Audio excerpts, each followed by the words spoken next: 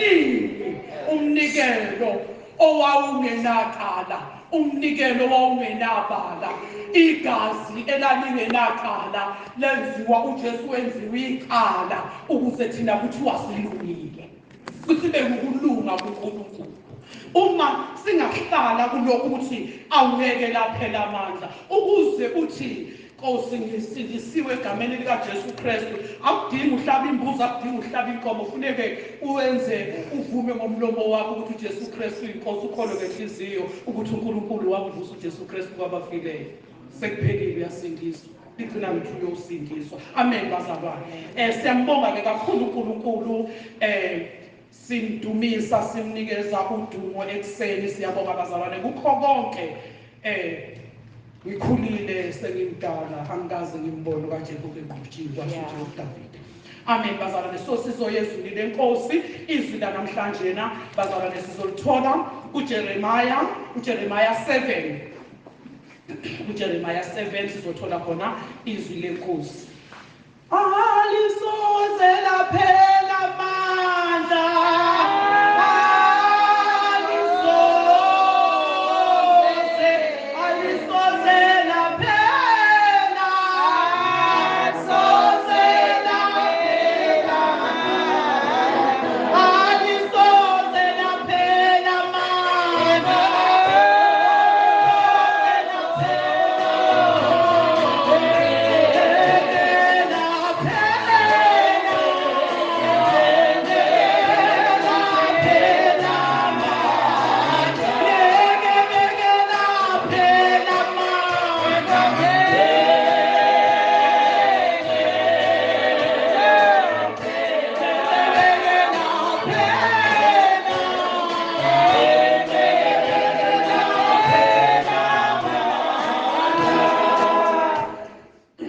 Jeremiah 7 bazalwane, isihloko sakhona sithi ukungcoliswa kwethempeli. Sizoqala kuverse 3 ukufunda lapho ukuthi khona usho kanje uJehova Sebaboti, uNkulunkulu kaIsrayeli uthi, lungisani izindlela zenu nezenzo zenu, khona ngiyakunakhisa kule ndawo. Ningathembi emazwini amanga lapho kuthiwa nanti ithempeli likaJehova, ithempeli likaJehova, ithempeli likaJehova. Ngicela siguqe bazalwane sikhuleke. Baba, egameni likaJesu Kristu waseNazaretha, uNkulunkulu wethu ongcwele, wena onamandla phezu kwakho konke, wena ozwi lakhe liyiqiniso, wena uNkulunkulu wethu ongcwele ongumlomo ongathethi imanga, wena uNkulunkulu wethu ongcwele izwi lakhe linamandla, izwi lakhe lidabula amanzi, izwi lakhe lidabula umlilo, izwi lakho uNkulunkulu wethu ongcwele lingubuqobo. Nanti Nkosi izwi lakho selifikile, siyacela uNkulunkulu wethu ongcwele ukulungisiswa ngalo. Sithi Nkosi mase simzwile sibuzane njengalokhu kwenzeka Nkosi emveni kokushumayela kukaPawuli, bebuza bathi bebuzana bethi madoda bazalwane sizokwenze njani na? Wabaphendula wathi phendukani nibhabhadiswe egameni likaJesu, wathi izethembiso zingezenu kanye nabantwana benu, Nkosi uNkulunkulu wethu ayobabiza. Siyakhuleka baba egameni lakho Jesu Kristu ukuba izwi lakho Nkosi lingabuyele emuva lilambatha njengoba nemvula Nkosi uma isiyehlile emhlabathini, umhlabathi uyabonakala, sithole namanzi Nkosi okwenza konke. Baba siyabonga, thatha udumo egameni lomfelo wethu uJesu Kristu. uJesu Kristu inkosi. So bazalwane, nanti-ke izwi lethu lanamhlanje elithi kusho kanje uJehova uNkulunkulu kaIsrayeli uthi, lungisani indlela zenu nezenzo zenu, khona ngiyakunakhisa kule ndawo. Sifikile bazalwane endaweni, uyafika uma uzokwakha wenza zonke izinto zakhona, uhambe uye enduneni uyocela angazi kuthiwa uyokhonza, ubese uyakhiswa kuleyo ndawo. Thina kwethu ukuthi uNkulunkulu asilungisele izindlela nezenzo zethu ukuze asakhila sakule ndawo sibe ngabahlala kule ndawo. Uthi ningethembi emazwini amanga ngoba maningi amazwi amangaphumile, kuningi okushiwoyo. Size siyakhuluma ngaphandle, sikhuluma ngathi sikhuluma yona indaba impela, kanti sihambe eceleni kwey'nyawo zethu. So bazalwane, sifanelwe ukuthi umuntu nomuntu asondele kuNkulunkulu, ubuze ukuthi Nkosi, lokho engikwenzayo kuyikho yini? Lokho nendlela engihamba ngayo iyiyo yini? Nenza khona yini? Nifanelwe yini ukuthi uNkulunkulu angakhise endaweni yakhe? Bese lithi ningathembi emazwini angamanga lapho kuthiwa nanti ithempeli likaJehova, nanti ithempeli likaJehova, ithempeli likaJehova. Kukaningi amathempeli ayakhonzwa, kunezinto eziningi phakathi. Bazalwane, angifuni ukukhuluma, kodwa ngizokhuluma ngami nengikwaziyo ukuthi akhona amathempeli.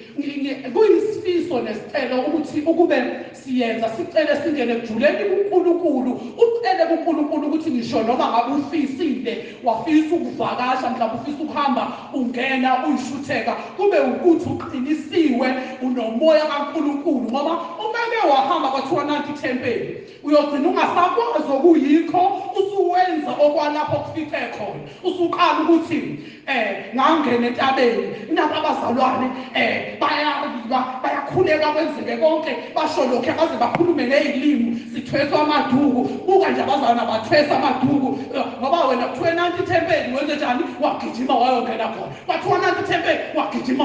Lokhu owawufundisiwe sekuze akuseyikho, ngoba awuzazi indaba zakho. Engathi bungathi mawuyilo mzalwane othanda ukuhamba evakasha engena noma ikuphi, kodwa kube ukuthi indaba zakho uyazazi. Uma uqala ungena uhlala phansi uthi Nkosi, kukuphi la engikhona? uNkulunkulu akhulume nawe, akubonise. Ngoba uma ungakabi nawo lowo moya, usakudinga ukungena kuNkulunkulu ujule, ngoba uzohamba uyishutheka ungene ey'ndaweni eyi-wrong, uzulimaze lokhu uNkulunkulu abekubeke kuwe. Inkosi yomusa inibusise bazalwane, uNkulunkulu asiqinise, ngoba ziningi izinto, kuningi emhlabeni njengamanje. Lithi izwi leNkosi bayozwa abaningi ngegama lami, bathi nginguye, badukisa abaningi. Iningi izinto ezenzekile. Ngeke nganitshela ngathi bazalwane, uNkulunkulu uma uhamba naye ucela, uyakubonisa, uyakhuluma nawe akutshele. Kuningi maningi ama-examples ngiwenza nakwenye inkonzo nje. Ngake ngangena, ngathi uma ngingena nami ngisathanda ukuhambe ngivakasha, ngahlala kanje, ngahlala lapho, uthe mangihlezi ngathi ngiyacimeza Nkosi, kukuphi la engikhona? Kwavela amaningi amakhulu ebekwinqwaba, amhlophe odwa, ulayini amakhulu, iy'nqwaba ey'nkulu zithe zisuka kwawelilodwa, awa onke afahlaka onke same time. That is kwakunje njengamanje sekunje. So lento yokuthi kuthiwe nanti ithempeli ugijime uye khona, nanti ithempeli ugijime uye khona, engathi ubungagijima uhamba uyishutheka, usuwazi ukuthi ngizothi mangithi Nkosi ngiyaphi, kukuphi la? Bese uNkulunkulu akhulu. Uma ungakakwazi ukuzwa kahle, ungakabi nayo le ndlebe yokuzwa, yokubona, ungahambi, ngoba uzothi uyahamba udibane ney'ndula yithutha, bese uyawa, bese kuyaphela obusunakho lokho kwakufakwe kuwe, kungabe kusabayikho. Usuyakhala uthi na ayikho nje yonke lento, ayisathi siyephi manje? Wena uhambe uhogela yonke imimoya, ngoba miningi imimoya ngaphandle, ziningi. Okunye bazalwane nabo bayakhonza, kodwa basekho aware ukuthi sekonakele. Kwakade ku-right, kodwa ngokuhamba kwendlela izinto zonakala. Engathi besingaba nomoya kaNkulunkulu. Ngibuka leli zwi elithi ningethembi amazwi amanga, lapho kuthiwa nanti ithempeli likaJehova. Uzophinde kuthiwa ithempeli likaJehova, ithempeli likaJehova, kuze kwaphindwa lokhu kuthiwa ithempeli likabani? LikaJehova. Bese kuthiwa ngokuba uma nizilungisa nokuzilungisa izindlela zenu nezenzo zenu, uma nenza ukwahlulela impela phakathi komuntu nomakhelwane wakho, uma ningacindezeli umfokazi nentandane nomfelokazi, ningachithi igazi elingenacala kule ndawo, futhi ningalandeli abanye onkulunkulu ukuba nilimale. ukuba nilimale. Ukulandela abantu uNkulunkulu kanti bazalwane kwenze njani? Kuyalimaza. Uyalimala uma ulandela abanye uNkulunkulu. uNkulunkulu akayifuni-ke zonke lezi zinto phakathi kwethu thina bazalwane. Akamfuni umuntu ocindezela umfokazi, akamfuni umuntu ocindezela intandane, nomfelokazi, nochitha igazi. Phakathi kwabantwana bakaNkulunkulu ukucindezela kithi akubalwa izinto ezingamanga nezingcola. Thina siyayilungisa indlela yethu ngoba singabantwana bakaNkulunkulu. uNkulunkulu akayifuni yonke leyo nto. Ukuchitha-ke igazi awuzuchitha igazi lomuntu lize kubonakala. Umuntu uyambulala nje kaningi, usuke usumbulele walichitha. Hayi ukuthi usuchithe ngoba nakho lize wamhlaba ngabe lachaza laphuma. Uma nje wenza okubi komunye umuntu oqhubeka ngenxa yakho, uchithile igazi lakhe, umlimazile. Uyakhala lowo muntu kuNkulunkulu. Asibalekeleni yonke leyo nto. So singayi kwabanye uNkulunkulu ukuze silimale. Ukufundiswa ngezinto zikaNkulunkulu kunezinye bazalwane izinto esizoyitshelwa kubantwana bakaNkulunkulu abamaziyo uNkulunkulu esizofundiswa zona ezingabhalwanga. Kunezinto uNkulunkulu angayibhalanga ezwini kodwa ayikhulumayo kubantwana bakhe abanye abamkhoza ngeqiniso. Uma besibonisa sifanele ukuvuma, sishiye indlela embi, sihambe ngendlela kaNkulunkulu. Ngike ngathi ngelinye ilanga ngikhuleka ngithi mina umfundisi ufuna ukusenza izalukazi, okay, thwalana amaduku. Ayi, mina ngifuna futhi iduku nje lingenza ngibe mubi, ngibukeke ngibonakale kahle ukuthi ngiyishangane. Ayi, angifune iduku mina la eduze kwami. Cha, ngithema ngithi ngiyalala ngelinye ilanga ngiqhubeka nje phela ukuthi uma kuzoba isandle ngiqhutshwa ukuthi ngizothwala iduku. Ngithe ngingakalabi nje qeda ukukhuleka kwavela amakhosikazi amaningi eguqe phansi ayathandaza, athwele amaduku onke kubuzele. Lavele lathi izwi lasho kakhulu lathi ngenxa yophawu lwezingelosi owesifazane uma ekhuleka ufanele agubuzele. Kwathi ngathi ngithi ngiyethuka bonke bakhuleka baguqile ngamadolo, bonke ambozi bathwele emakha, bonke akekho owayengathwele. Lavele lasho kakhulu izwi kwangathi litshela wonke umhlaba ukuthi owesifazane uma ngenxa yophawu lwezingelosi owesifazane uma ekhuleka kufanele agubuzele kanje. So uma-ke wena uzoduka uhambe kwenye indawo, mina nje iduku iyangishisa, mina nje angifuni ukuthwala iduku, lento iyashisa futhi ngenza isalukazi, uzowuza umoya.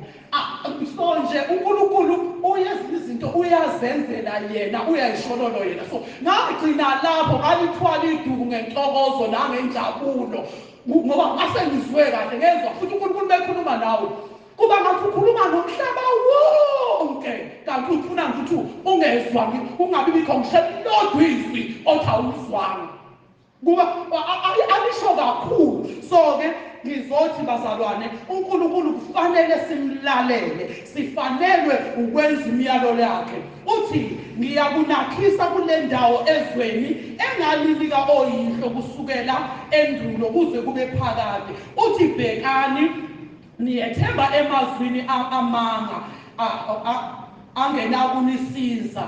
Niyakweba yini, nibulale, niphile, nifunge amanga, nimshisele uBhali impepho, nilandele abanye onkulunkulu eningabazanga. So iyo yonke lento engafuneki phambi kwabantwana bakaNkulunkulu. uNkulunkulu akayifuni yonke lento ukuthi niyakweba, akafuni umzalwane owebayo. Bantwana abancane asebi, bantwana abadala emsebenzini asebi.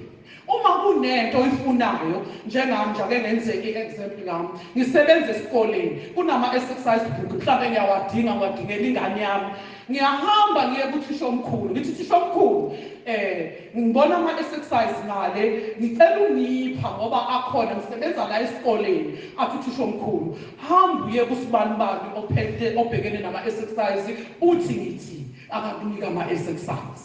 Ngiyenze njalo nje bazalwane, ngicela amapeni mhlawumbe anginayo, ngicela amapeni, ngicela thisha omkhulu amapeni. Asebi, ayikho into ozoyithatha kancane ukuyitshontsha ukuthi lento iningi, lento le iningi. Asebi, sidweba nje asebi asikwenzi nje lokho izinto nje enjengalezi asiyahlukana nazo asibulali asiphingi uhambe kuthi kube yiSunday usuyazi ukuthi umntwana kaNkulunkulu akangene endabeni zeyinkonzo zokuthi abe involved ekulaleni enze zonke izinto engashadile uyabaleka phakathi ney'nsuku uyahamba uye emasokeni namasoka nikwenza konke asikwenzi lithi izwi lenkosi imizimba yethu iyithempeli likaNkulunkulu with the exception yabantu abadala ngoba bona inkonzo yobukhosi vele isingeyasa bayinikeziwe uNkulunkulu uma uyingane awukwenzi asingeni nje lapho bese niyabuya nizongcolisa indawo kaNkulunkulu sizokwenza ithempeli likaNkulunkulu labaphambi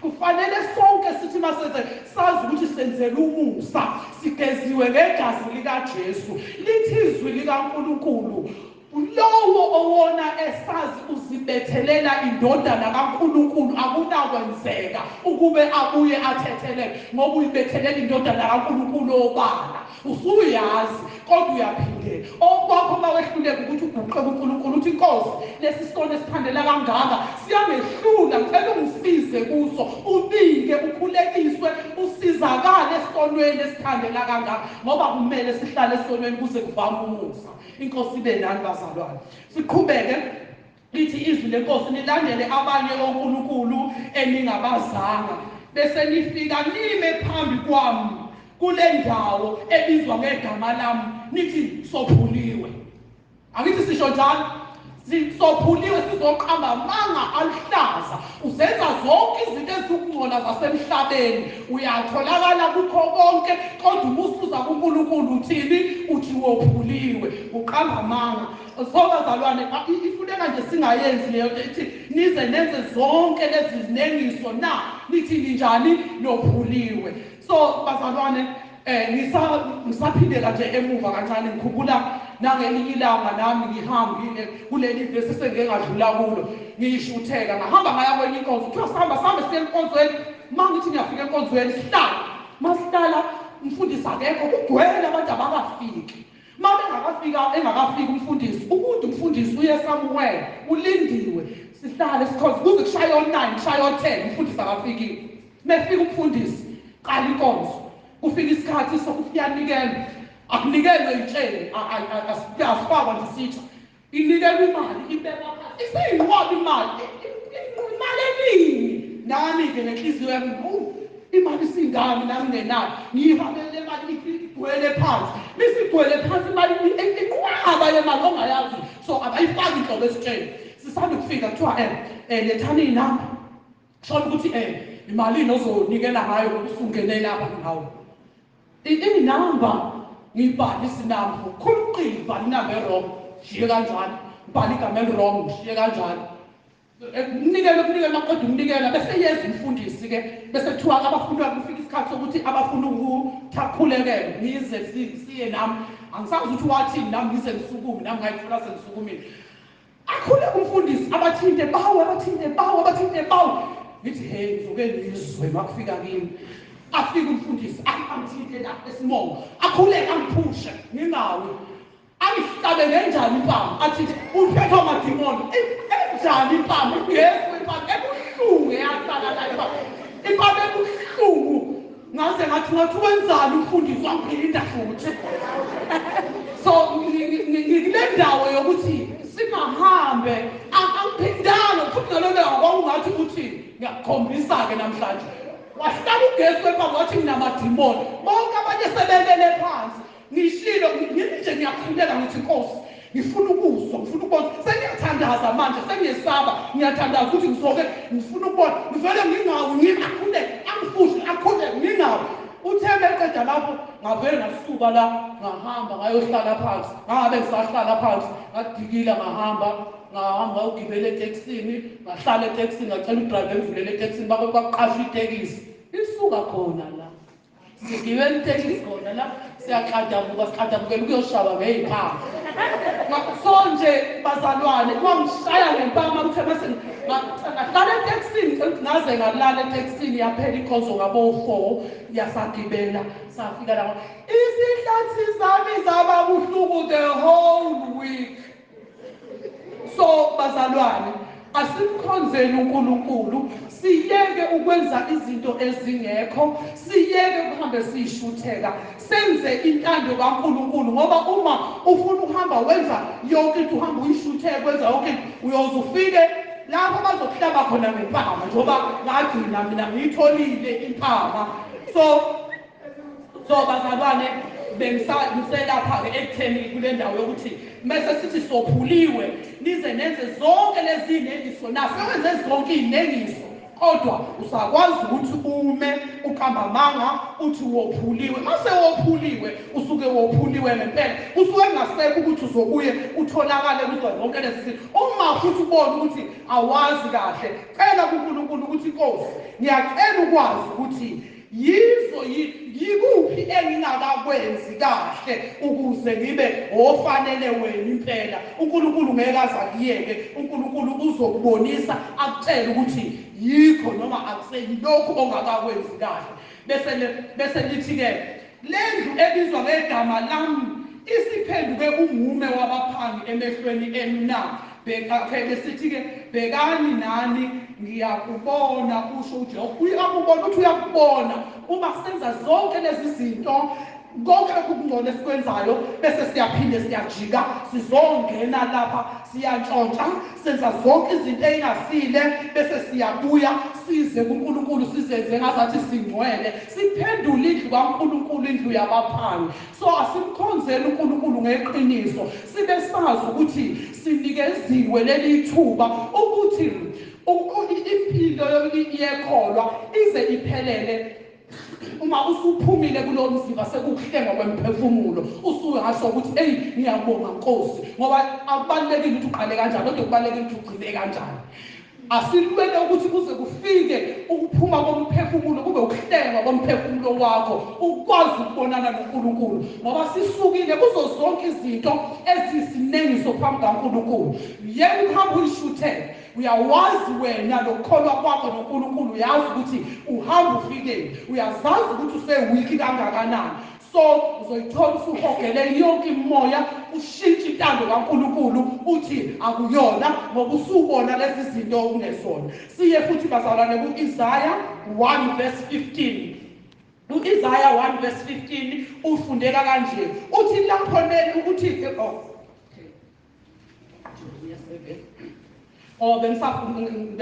bengisasela u-verse 15 lapho othi ngiyakunilahla ebusweni bami njengalokhu ngabalahla bonke abafowenu, yonke inzalo yakwa-Efrayimi. Uthi uNkulunkulu masenza zonke lezi zinto uyokwenza njani? Uyakusilahla ebusweni bakhe njengalokhu abalahla bonke abafowenu. Uma senza obu-wrong kuNkulunkulu, kakhulukazi sesikwazi, kakhulukazi sihluleka ukugwema izinto esingayo ukuzigwema, uNkulunkulu akanandaba. uNkulunkulu uyosilahla ebusweni bakhe, siyoba ngabangamukelekanga kuNkulunkulu uma senza zonke lezi zinto. Besethi u-Isaya 1:15, lapho nelula izandla zenu ngiyakufihla kini amehlo ami. Ngisho usungenza okungakanani phambi kaNkulunkulu, usuwonile, usulokhu uzama ukubuya ngenkani, uthi lapho nelula izandla zenu ngiyakufihla kini amehlo ami. Yebo, lapho nenza imikhuleko eminingi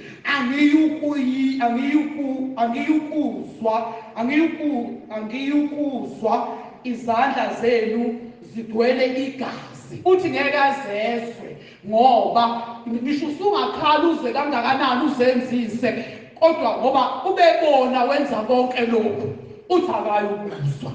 Uthi nje lapho nelula izandla zenu ngiyakufihla kini amehlo ami. Uyowafihla uba sakhuleke, uba sakwenze, uba sazenzise ukuthi uyakhuleka ukuthi yebo, lapho nenza imikhuleko eminingi angiyukuzwa izandla zenu zigcwele ini igazi. Asingazingcolisi-ke phambi kwabazalwane, phambi kukaNkulunkulu. Asenzeni izimiso zikaNkulunkulu. Yebo, kuzwakala ngathi ukukholwa kubukhuni kunezinto zasemhlabeni ezikhona ezingubutha kuNkulunkulu. Kodwa uma sizobambelela ezimisweni zikaNkulunkulu, uma kuthiwa umntwana kaNkulunkulu akakwenzi lokhu, ukuyeke. Kuthiwa akakwenzi lokhu, uzobuwenza ukukholwa, ngoba ukukholwa kuwukwenza izwi likaNkulunkulu. Ikona kuyosenza sikwazi ukubona uNkulunkulu. Ikona kuyokwenza ukuthi imikhuleko yethu izwe uNkulunkulu. Ukuthi uNkulunkulu akayizwi imikhuleko yethu, izenzo zethu ezizenzayo.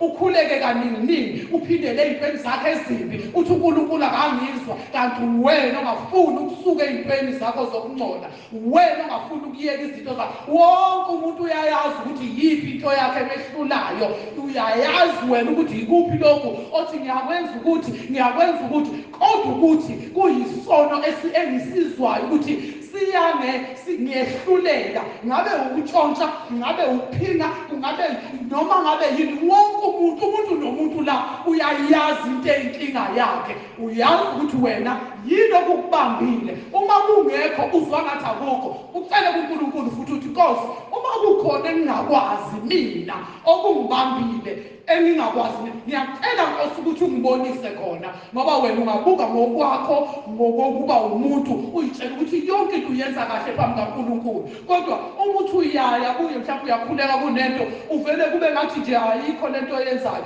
kanti uNkulunkulu safihlile ubuso bakho kuwe, ngoba wena izandla zakho zigcwele ini? Igazi. Awuhambi kahle phambi kaNkulunkulu, awenzi kahle phambi kaNkulunkulu. Kuwukumnxusa njalo uNkulunkulu, uhlale sisondela kuye njalo, sicele bazalwane, sithi siyacela uNkulunkulu wethu onamandla, siyacela Nkosi yasezulwini ukuthi Nkosi ubheke phakathi kwethu uma kunendlela yosizi, usisize, usihlangule kukho konke lokho. Siyacela uNkulunkulu wethu onamandla, ngoba thina singabantu nje basemhlabeni, asikwazi ukwahlukanisa. uNkulunkulu uzosenzela umusa. Sizocula-ke bazalwane lomhlabeni lesike sawucula Swane ngeliqale ukuthi nimi esiphambalweni, bese siyakhuleka sonke kuNkulunkulu. Wonke umuntu uyayazi into yakhe, ukhuleke uthi Nkosi, lokhu kuyinto okwaziyo. Umoya ukuthi ubona ngathi ku-right konke, uthi Nkosi ngikhombise. Uma kuwukuthi futhi awazi ukuthi uNkulunkulu akakhombe, uthi Nkosi ngiyacela-ke Baba